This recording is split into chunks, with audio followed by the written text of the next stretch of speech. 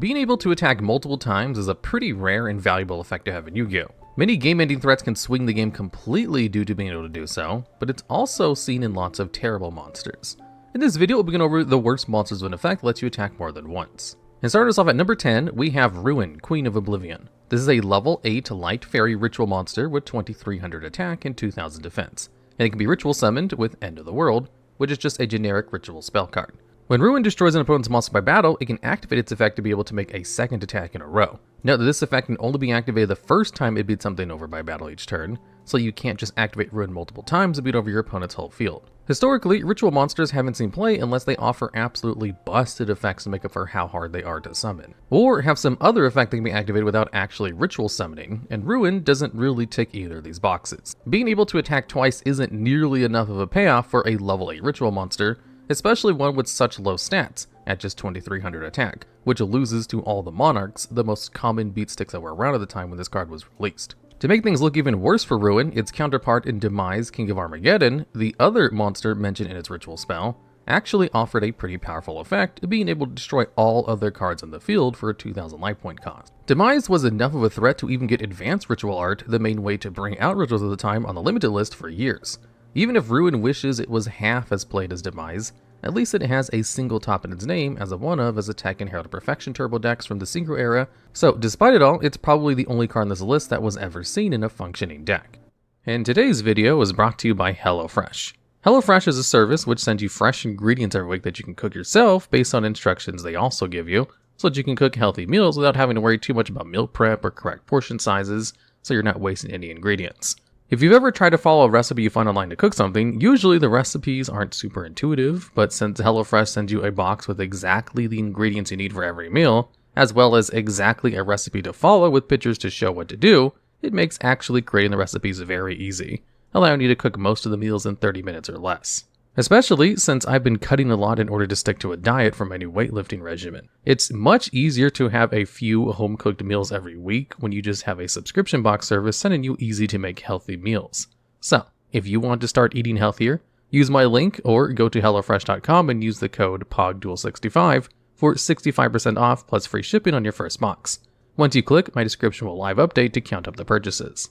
And at number 9, we have Tyrant Berserk Dragon. This is a light dragon fusion level 8 monster with 2900 attack. It can attack all monsters your opponent controls once each, and it can also equip itself to a monster you control, giving it a 400 boost to their attack and defense, and the ability to attack thrice during each battle phase. Tyrant Burst can only be special summoned by the effect of Fang of Critias, a normal spell which can send a trap card from your hand or field to the graveyard to special summon a specific fusion monster from your extra deck. For Tyrant Burst, it requires Tyrant Wing as a material, which can be used to give a monster the same 400 stat boost and only 2 attacks, but it falls off during the end phase of the monster attacked. The Fang of Critias, alongside the Claw of Hermos and the Eye of Timaeus, were a series of pretty clunky anime card adaptations which never really saw play, with Critias probably being the worst of the bunch. At least the Eye of Timaeus can be used to bring out Red Eye's Dark Dragoon, which is a pretty formidable boss monster with protection and a negate. The Claw of Hermos makes up for its mediocre monsters by having extremely generic materials, such as any warrior or spellcaster. Outside of Tyrant Wing, this card can also work with Mirror Force, Ring of Destruction, and Crush Card Virus.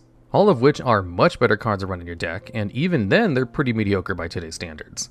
The other dragons resulting from this card are also much better due to having effects that can actually impact the game outside of the battle phase. While Tyrant Burst can be used OTK, if you had enough time to assemble the 2-card combo needed for it to be brought out, as well as the board state required for them to survive and do lethal damage to your opponent, odds are you were winning that duel anyways. And coming at number 8, we have Binary Blader. This is an Earth Cyberse Link 2 with 1800 attack, arrows pointing left and right, and can be made with 2 normal monsters. 2 monsters are considered co-linked if they have link arrows that point to each other, and this card gains effects depending on how many monsters are co-linked to it. So if there is at least 1, this card becomes able to attack monsters twice during the same battle phase, but your opponent's monsters cannot be destroyed by those battles.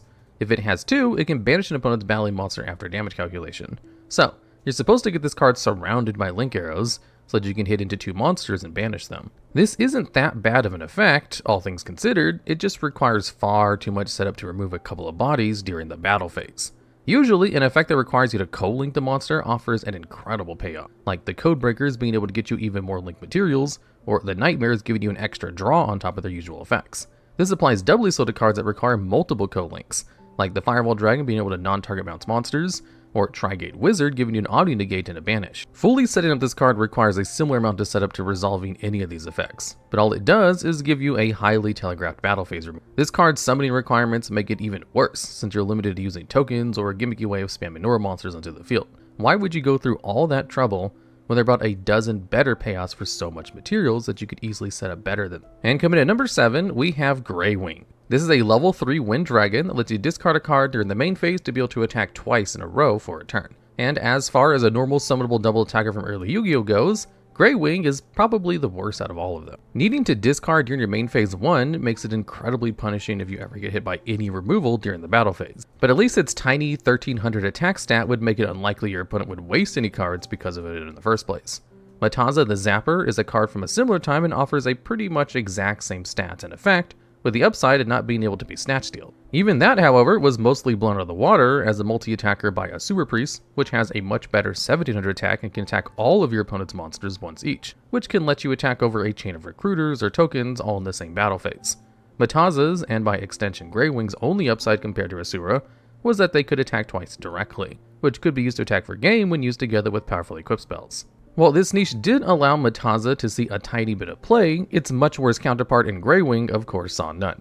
However, at least this card finally got more useful as time went on, since Link Summoning allows you to get it off the board for a much better monster in either Striker Dragon or Guard Dragon Pitsy. While being the worst Dragon Link enabler of the game isn't too much to brag about, it's still more than a lot of the other cards in this list can do. And coming in at number 6, we have Berserk Dragon. This is a level 8 Dark Zombie with actually quite a big body at 3500 attack, but it cannot be normal summoned or set and must be special summoned with a deal with Dark Ruler. It can attack all monsters your opponent controls once each, but during the end phase of your turn it loses 500 attack.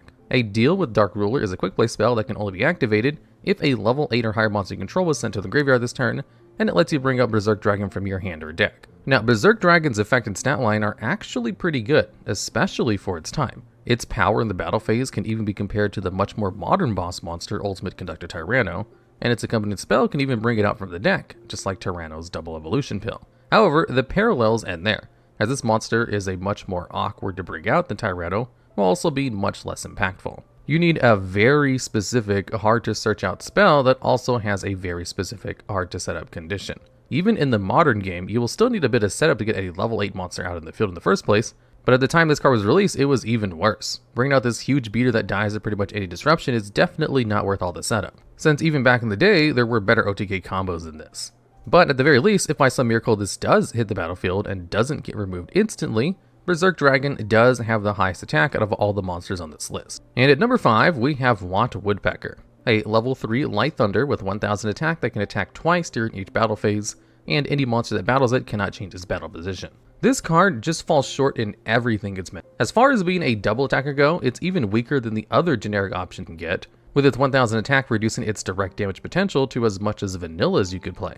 This card's other effect only really comes up to ram into defense position monsters to keep them stuck in that for the rest of the game, which could come up, but at that point you could have just played something that removes defense position monsters instead, such as Sasuke Samurai or the Lightsword Monk. As far as the Watt double attackers go, this one provides the least utility of the bunch, since Watt Mole can at least remove face down monsters, and Watt Squirrel can negate the monster's effects instead, which is a much better disabling effect if anything. Despite being better, neither of these cards really saw play either. Watts have always been a pretty terrible archetype, with the only viable way to play them being to play the good direct attackers such as Watt Giraffe and Watt Cobra in a stun deck with lots of floodgates. The other less competitive versions of this deck, which revolved around getting a couple of Watt Hoppers onto your side of the board to give all your Watts protection from targeted and battle protection, or the so-called Watt Lock, doesn't benefit from this card either. You can tell Wattwoodpecker is bad when even the worst variant of a quite low tier strategy didn't want to run even a single copy of it, even if it is endlessly searchable within its archetype. And at number 4, we have DZW Chimera Clad. This is a level 1 Dark Fiend that works almost like a Union monster. It can equip itself to a number C39 monster you control, and makes it immune to battle destruction. Also, if it attacks into a monster and doesn't destroy it, it can make your opponent's monsters attack 0 and then attack into it again. This card just suffers from all the usual problems Unions have, and was absolutely unusable at release. The only semi-relevant number C39 card was number C39 Utopia Ray, which was sometimes ran as a rank-up target for regular Utopia. However, that had already begun to be phased out of the meta at the time due to the release of way better rank 4s that take up space in the extra deck by the time this card came out. Even so, if you've ever had trouble with the 2500 attack beater not being able to destroy things by battle, You'd most likely be better off just running equip spells at that point, which are easier to use and to search out, but still not really good enough to include in any deck list from the Xyz era. Many years later, newly released Utopia support would actually give the ZW equip monsters a huge boost though. Ultimate Leo Utopia Ray isn't hard to bring out in Utopia decks, is treated as a number C39 Utopia Ray, and can equip ZW to itself from the deck and even gets a negate when it's equipped. But since you could be running the Zexa weapon that gives you actual protection, or the one that gives you one of the strongest forms of negation in the game with ZW Pegasus Twin Saber, it doesn't even matter that you can fetch Chimera Clad from the deck easily. And at number 3, we have Predaplant Squid Drosera. This is a level 2 dark plant monster, which can be sent from your hand to the graveyard to make one of your monsters be able to attack all monsters your opponent controls with a predator counter this turn. Also, if it leaves the field, it places a predator counter on every special summon monster your opponent controls. For a long time, there were two kinds of Predaplant cards in the game. The ones that interact with predator counters, and the actual good one. Pretty much the only card that places them that ever saw play was Predaplant Dragostapalia, since it makes the counters negate the activated effects in the field on top of the usual effect of just making the monsters into level 1. But it's also easily made in other decks as a super polymerization target. Squid Drosera was never good enough to see play, even after the newest support gave people a reason to run the main deck monsters for the first time in years.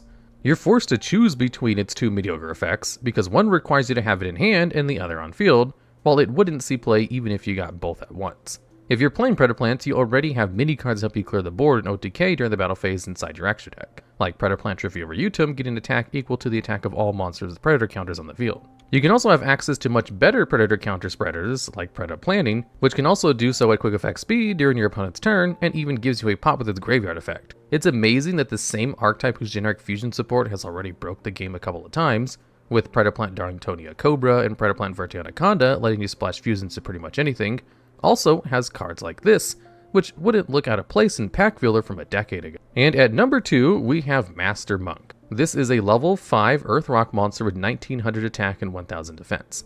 It cannot be normal summoned or set and must be spelled summoned by attributing specifically a Monk Fighter you control. Its effect is that it can attack twice during each turn. Monk Fighter itself is a level 3 Earth Rock with 1300 attack, whose only effect is to prevent you from taking battle damage and attacks involving itself. Of all the high-level double attacking monsters, Master Monk is by far the worst, due to its mediocre stat line and requiring a very specific, also incredibly mediocre monster to be brought out. At least the other bad double attacking monsters who are level 5 can usually be cheated out, and have way more attack to make them an actual threat in combat. All Master Monk has going for it is being part of one of the worst almost archetypes in the game, together with the aforementioned Monk Fighter and a level 3 vanilla Chusuku the Mouse Fighter for some reason. These cards are all needed in case you want to use some extremely specific support spells, namely Kaminote Blow, Legendary Black Belt, and Lone Wolf. The first two only offer battle-related effects to those unremarkable monsters, none of which are even an attack boost.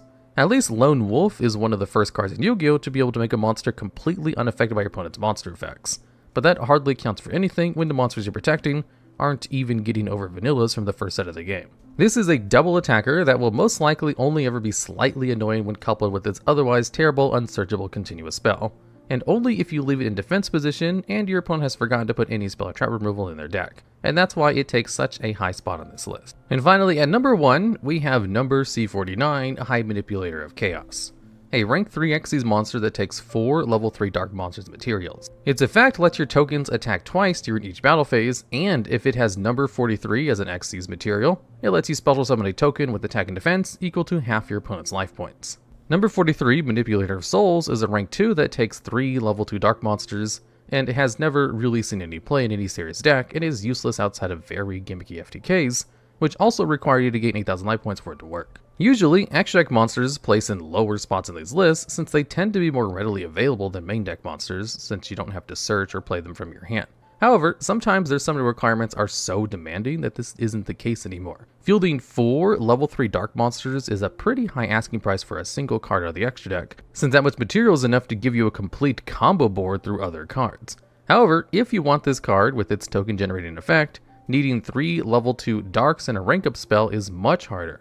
Even Sprite, probably the only deck ever capable of spamming so many Dark level 2s on the field, would have trouble setting it up consistently. If you do manage to resolve it all, you do get to attack your opponent for game with the token, provided they have an entirely empty board, since any chainable card or body on board will stop it short, and it's unlikely you will have other cards to deal with them after bringing this out. As a way to close out a game, this card is outclassed by every other extra deck enabler that takes up as much material as this one does. Even this card's ranked down form is more useful than itself, since even its extremely gimmicky FTK, which uses Red Resonator, is set up more easily than this card's OTK. High Manipulator's most interesting application is making a huge Nibiru token to be able to attack twice per game. But if it's hard enough to make this guy in the first place, imagine trying to do so after getting your board Nibiru. For all that, it's easily the worst card with an ability that lets you battle multiple times in the game. Alright, and that's the list. If you happen to know of any other cards you might have missed or have ideas for future videos just like this one, please let us know down in the comments below.